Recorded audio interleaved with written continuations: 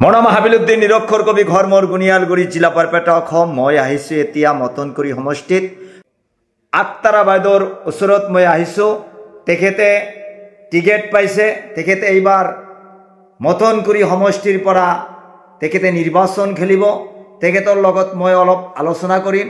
বাইদেউ, আপুনি দেখিবলৈ পাইছোঁ যে আপুনি এইবাৰ হাগ্ৰামা মহিলা ডাঙৰীয়াই আপোনাক টিকেট প্ৰদান কৰিছে। আপোনাৰ ৰাইজৰ জ্ঞাতাৰ্থে আপনি কি ক'ব বিচাৰে? আসসালামু আলাইকুম, নমস্কাৰ। এইবাৰ বিপিএফ প্ৰধান হাগ্ৰামা মহিলাৰ ইচ্ছাৰে বিপিএফ দলৰ পৰা মোক মনোনীত কৰিছে। মথনগুৰি সমষ্টিত মনোনীত প্ৰাৰ্থী হিচাপে মোক প্ৰক্ষেপ কৰিছে। মই প্ৰথমতে ধন্যবাদ জ্ঞাপন কৰিছোঁ বিপিএফ প্ৰধান হাগ্ৰামা মহিলাৰ ইচ্ছাৰক আৰু আমাৰ দলীয় নেতাকৰ্মীক আৰু আমাৰ মথনগুৰি সমষ্টিৰ ভোটাৰ ৰাইজক মই আহ্বান জনাম যে সকলো জাতি জনগোষ্ঠীৰ মানুহে মোক আপোনালোকে এইবাৰ আশীৰ্বাদ কৰক, মোক মৰম দিয়ক আৰু আপোনালোকৰ আশীৰ্বাদেৰে মই বিপিএফ দলৰ পৰা এই সমষ্টিত প্ৰাৰ্থী হিচাপে জিকি গৈ মই সকলো জাতি জনগোষ্ঠীৰ সৰ্বাংগীন উন্নয়নৰ হতে মই থাকিম আৰু উন্নয়ন সাধন কৰিম। বিশেষকৈ যাতায়াত, স্বাস্থ্য আৰু এডুকেশ্যন এই তিনিটা ছেক্টৰত মই গুৰুত্বপূৰ্ণ ভূমিকা লৈ পেলাই মই আগবাঢ়ি যাম। আমি এটা কথা প্ৰশ্ন কৰিব বিচাৰিছোঁ যে আমি দেখিবলৈ পাইছোঁ অসম তথা ভাৰতবৰ্ষৰ পৰিস্থিতি বৰ বেয়া, বা কোকৰাঝাৰ সমষ্টিৰো পৰিস্থিতি বৰ বেয়া। কোকৰাঝাৰ বিটিচিৰ হাগ্ৰামা মহিলা ডাঙৰীয়াই যদি বিটিচি গঠন কৰিব পাৰে, তেনেহ'লে এই যিবিলাক উচ্ছেদিত মানুহক লৈ আলোচনা চলি আছে, এই বিষয়টো লৈ তেখেতে কি ভূমিকা পালন কৰিব? একচুৱেলি মাননীয় হাগ্ৰামা মহিলাৰী ছাৰে বিটিচিৰ সৰ্বাংগীন উন্নয়নৰ স্বাৰ্থত তেওঁ কাম কৰি গৈছে। যিটো বিটিচি অঞ্চল, এই অঞ্চলৰ সকলো জাতি জনগোষ্ঠীৰ মানুহৰ বাবে কাম কৰিবৰ কাৰণে তেওঁ বিটিচি সৃষ্টি কৰিছিলে। তেওঁ সৃষ্টিকৰ্তা, নিৰ্মাতা আৰু বিটিচিৰ সৰ্বাংগীন উন্নতিয়ে হৈছে তেওঁৰ লক্ষ্য।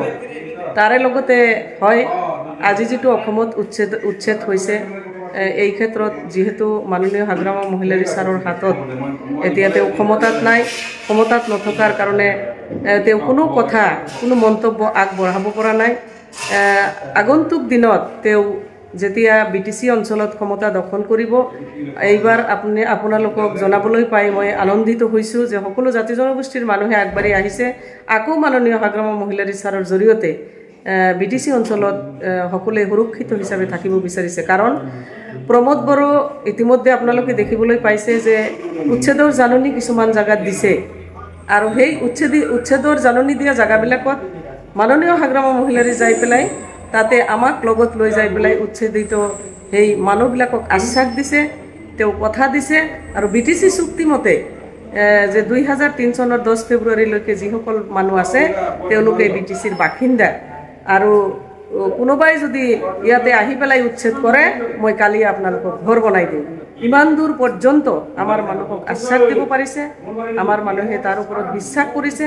বিটিচি চুক্তিমতে আজি যি ঢাল তৰোৱাল সুৰক্ষা কৱচ বিটিচিবাসীৰ হাতত আছে, সেই হিচাপে আজি বিটিচিবাসীয়ে মাননীয় হাগ্ৰামা মহিলাৰী ছাৰক আকৌ চিফ হিচাপে বিচাৰিছে।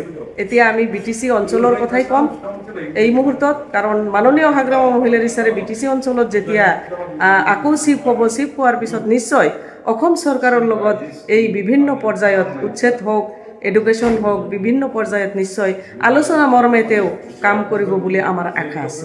যিয়ে নহওক, মই তেখেতক আন্তৰিক শুভেচ্ছা জ্ঞাপন কৰিছোঁ যে তেখেতে এইবাৰ টিকেট পাইছে।